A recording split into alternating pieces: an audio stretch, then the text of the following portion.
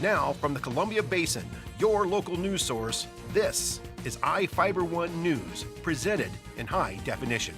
The #1 source for real-time local news, local sports headlines, and our very own Weather Center forecast covering the entire Columbia Basin. With your iFIBER 1 News team, reporting news in real time as it's happening. From the iFIBER Communications HD broadcast studio in Ephrata, Washington, this is iFIBER 1 News, and it starts now.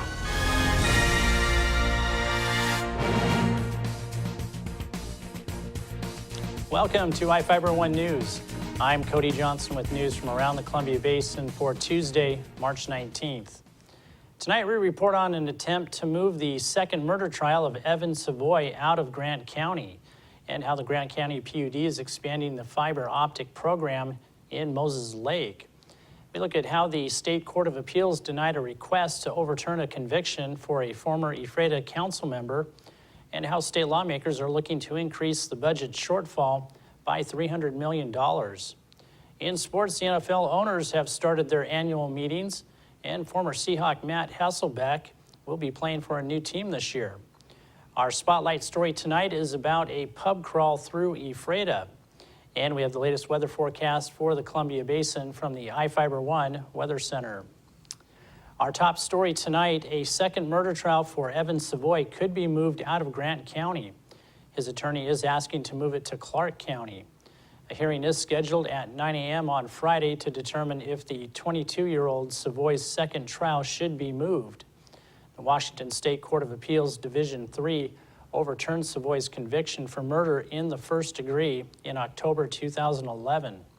Savoy and Jake Eakin were 12 years old when they reportedly beat and stabbed 13-year-old Craig Sorger to death in 2003 in Oasis Park in Ephrata. Savoy was accused of dropping a rock on the victim's head and pressuring Eakin to take part.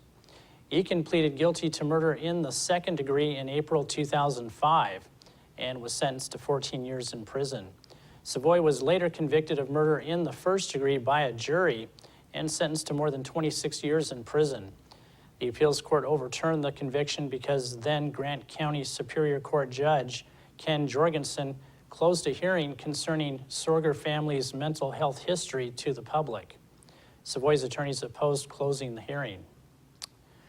Knowles Vista, North Moses Lake, and May Valley area residents are getting access to Grant County PUD fiber optic service in 2013. The PUD plans to start its $5 million expansion of fiber service when the ground becomes soft enough to move. Spokesperson Sarah Morford said, residents in areas where fiber will be built will receive letters and door tags prior to construction.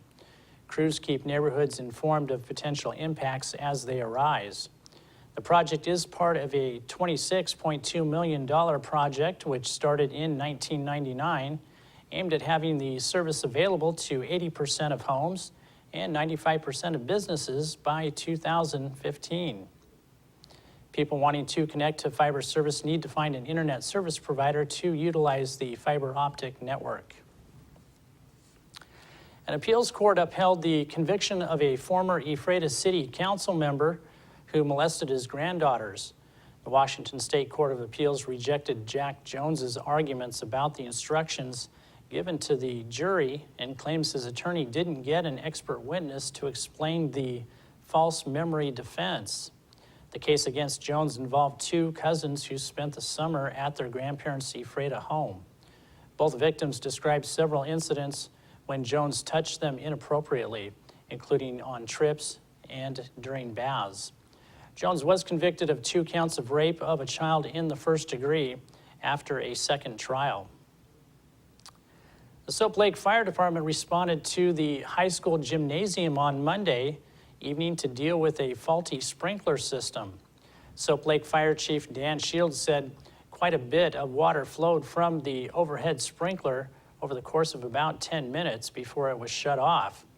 The sprinkler was located in an upstairs weight room above a locker room off the main gymnasium.